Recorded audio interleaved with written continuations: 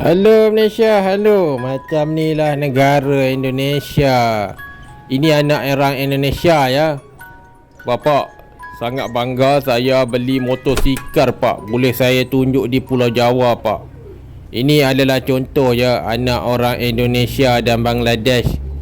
Saya sangat bangga pak kerana membeli motor ini. Satu kampung akan nak kawan dengan saya pak.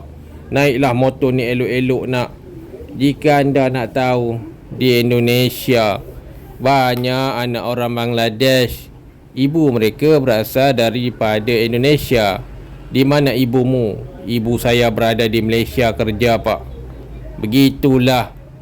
Anak orang Bangladesh. Kamu orang mana? Saya orang Malaysia, tapi mak saya Bangladesh. Ayah saya orang India. Itu bukan orang Malaysia lah bangang. Okey guys, lain mencuri. Negara Kesatuan Indonesia juga mempunyai budaya yang pelik. Jika anda pergi hari merdeka macam ni lah.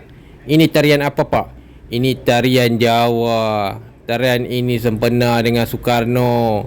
Soekarno dulu kan kaki perempuan, jadi kami pun berjoget lah mau mengorat anak orang. Jika anda pergi ke Indonesia, anda akan terkejut lah jumpa macam ni lah kasta-kasta.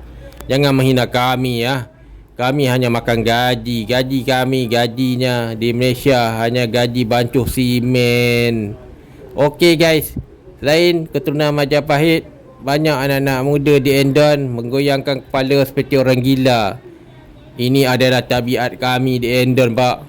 Lepas kami kena dadah, kami akan menjogetkan kepala kami seperti seekor babi ataupun dog. Oh, begitu sekali hinanya kamu. Ini adalah Sumpah Pemuda Bangladesh Indonesia. Wah, hebat orang Endon. Selain Sumpah Pemuda Bangla, Indonesia juga mencuri banyaklah budaya India. Tarian Horek ini berasal daripada India. Ya, yang mencuri budaya India bukanlah orang India, tetapi orang Indonesia bang. Jika anda pergi ke Indonesia, anda akan jumpalah berbagai-bagai lah perkara yang menyakitkan hati. Ini disebabkan Endon.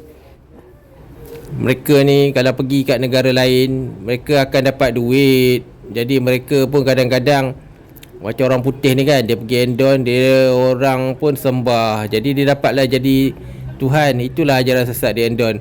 Lain tu di KL, anak-anak orang Indonesia dan Bangla mereka menyatu di dalam tarian Endon. Tarian ini dikenali sebagai tarian lompatan anjing ke belakang. Macam itulah. Merah putih Bangla Asia menjadi bangsa yang terbesar di Asia. Merah putih juga mendengarkan satu budaya baru di Asia Tenggara. Kami bangga menjadi Bangladesh dan Indonesia kerana bangsa ini sangat tangguh. Tangguhlah. Okey guys, di Endon jika anda pergi kenduri, jaga-jagalah anak ya. Endon ni dia memang kaki betina.